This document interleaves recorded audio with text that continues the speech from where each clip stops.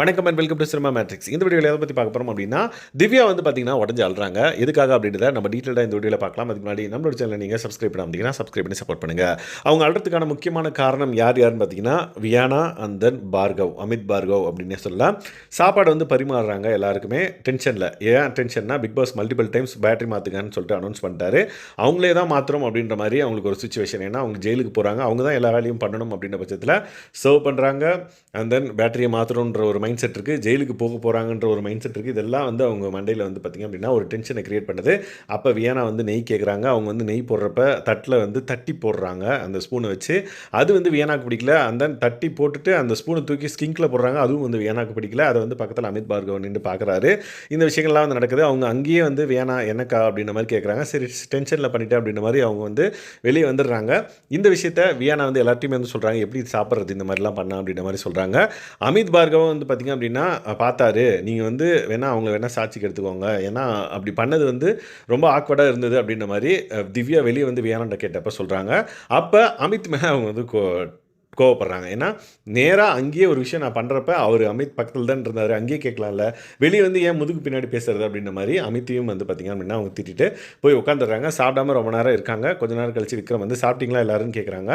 இல்லை ஊட்டி விடு அப்படின்ற மாதிரி சாண்ட்ரா வேணுன்ட்டு வம்பளுக்குறாங்க. உடனே அவர் ஆமாம் நான் ஊட்டி விட்றேன் அப்படின்ற மாதிரி வராங்க. உடனே ஸ்பூன் எடுத்துகிட்டு வாங்க அப்படின்ற மாதிரி ஸ்பூன் எடுத்துகிட்டு வர கேப்பில் இவங்க அழ ஆரம்பிக்கிறாங்க. திவ்யா ரொம்ப உடஞ்சி லைக் வெண்ட் அவுட் பண்ணலான்னு சொல்லிட்டு அவங்க அழுறாங்க. பட் சாண்ட்ரா வந்து பார்த்திங்கன்னா இங்கே அழுதுறாதரி, போய் பாத்ரூமில் போய் அழுதுக்கோ, இங்கே அழுதுறாதா அப்படின்ற மாதிரி அவங்கள ராங்காக கைட் பண்ணுறாங்க அப்படின்னே நான் சொல்லுவேன் என்னோட பெர்ஸ்பெக்டிவில். அவங்க என்ன பண்ணுறாங்கன்றதை அவங்க டிசைட் பண்ணிக்கிட்டு இவங்க அப்படி பேசுகிறாங்க அப்படின்னு தெரியல. அந்த தென் பிரஜலும் வந்து பார்த்திங்கன்னா வரான், விக்ரம் வரான், அவன் முன்னாடி மட்டும் அழுதுறாத, உன்னை வந்து ட்ரில் மாஸ்டர் பிடி மாஸ்டர்லாம் சொல்லி வச்சுருக்காங்க எல்லாருமே, எல்லாருமே அப்படி தான் நீ போர்ட்ரேல் ஆயிருக்க, இப்போ நீ அழுதுட்டேன்னா அவ்வளோதான் அப்படின்ற மாதிரி ரெண்டு பேரும் நல்லாவே இன்ஃப்ளூயன்ஸ் பண்ணுறாங்க திவ்யாவை.